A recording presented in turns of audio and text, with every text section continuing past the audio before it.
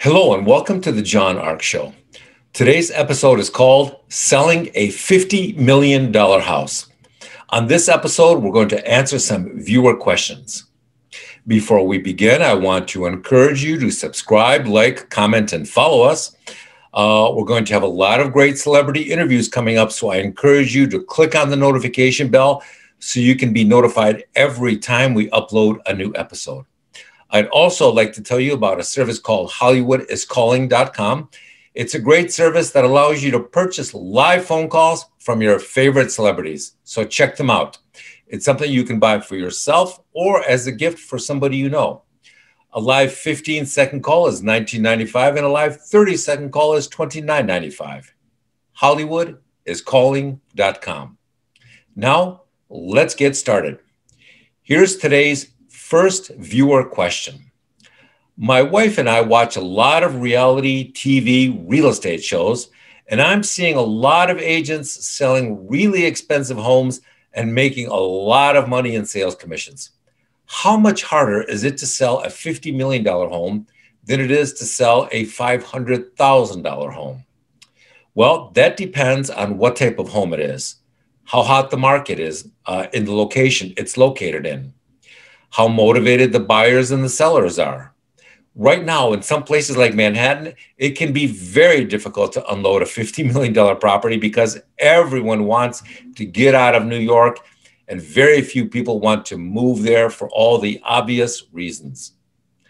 On these reality TV shows, they will show a new, very expensive property at the beginning of the episode, and then they will show it being sold at the end of that same episode.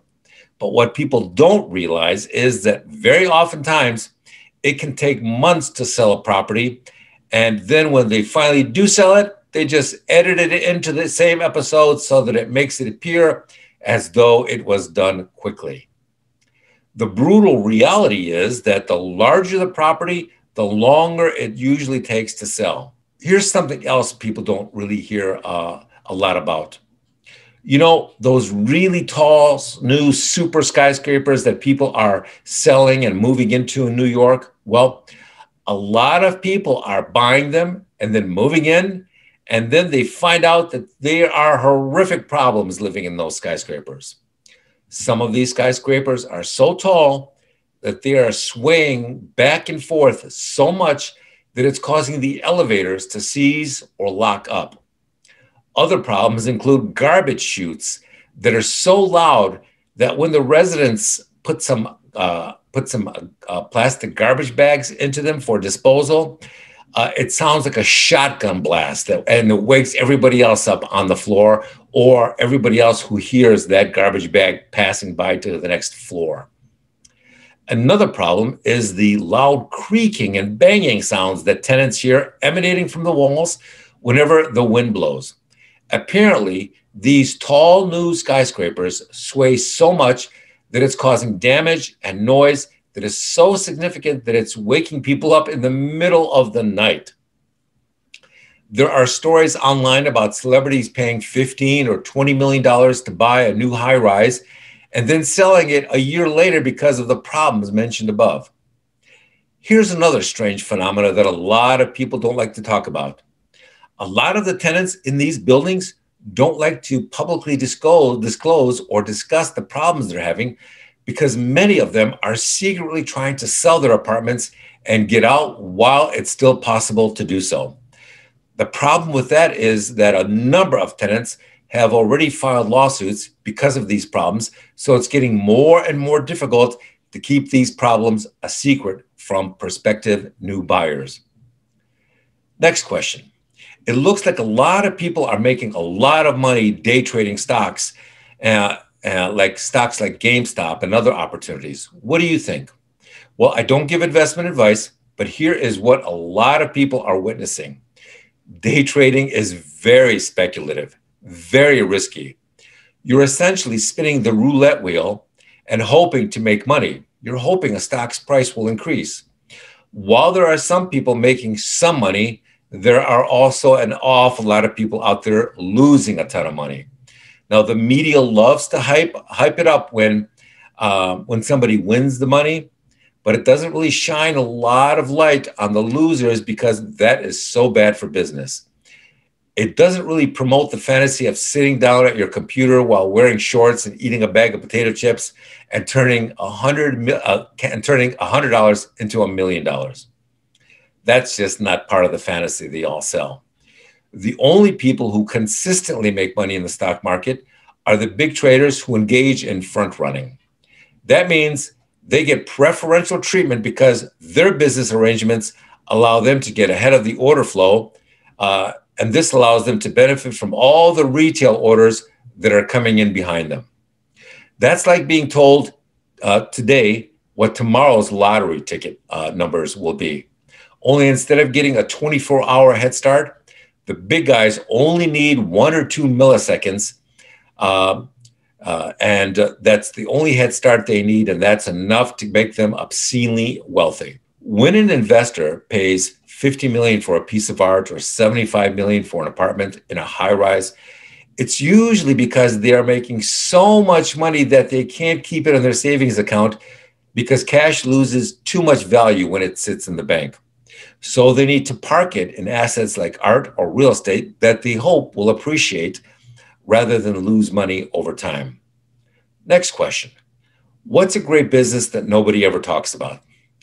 Well, nobody in the business world likes to talk about it, but truth be told, one of the most lucrative things a person can do is to get a divorce from a wealthy spouse. Jeff Bezos' ex-wife, McKinsey, reportedly got an estimated $38 billion in her divorce from Jeff. Here's the really interesting thing. Everyone says, just get a prenup and you'll be okay. You'll be able to keep your assets safe from your divorce decree. Well, here's the reality of the matter. In some instances, a prenup will protect you. However, in some cases, it won't. For example, when it comes to child support, that will be decided by a judge. And if you live in the state of California, then heaven help you, because many of their judges are brutal and very unfair when it comes to making these decisions. The other problem is that when a couple is together for many years, they tend to learn each other's secrets. And then they will use those secrets to extract a larger divorce settlement than they would have been normally entitled to, given the constraints of their existing prenup. That is why a spouse that would have been entitled to a one-time payment of $50,000 upon divorce can often walk away with millions of dollars more simply because of the secrets they know. These dirty secrets can be worth a fortune when it comes to divorce negotiations. That's oftentimes why when somebody seeking a divorce has a consultation with a divorce lawyer, the first thing they will be asked by the attorney is, has your spouse ever abused you or the kids? Has your spouse ever assaulted you or the kids or engaged in any illegal activity? They'll keep asking questions like this over and over until they finally find something that they can leverage into a substantial divorce settlement. Make no mistake about it, divorce is a massive and highly lucrative industry. That's why in some high net worth zip codes, there are so many people with so many divorces under their belts that it's become almost an open joke. Next question. It seems like robots are the future. How can I capitalize on this? Well, Kia Motors has just announced that they're going to have robotic sales assistants helping people sell cars at the dealerships. I think we're going to see more and more of that. At the retail level, I think that most people would rather interact with a human being and avoid dealing with robots. Unfortunately, I think that robots will continue to creep into our society and into our economy over time and become more common. One aspect of the robotic industry that does appear to be growing is the advent of sex robots. It appears that each new generation of sex robots is getting more attractive and more lifelike than ever before.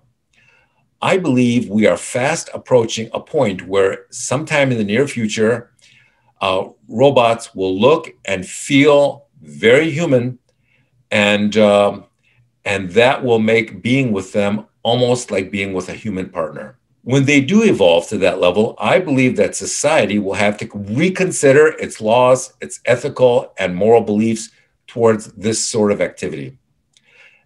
As for how to best make money off the robotic industry, I hear that a number of individuals are considering opening robotic brothels where the look and feel of the robots is now approximating acceptable levels.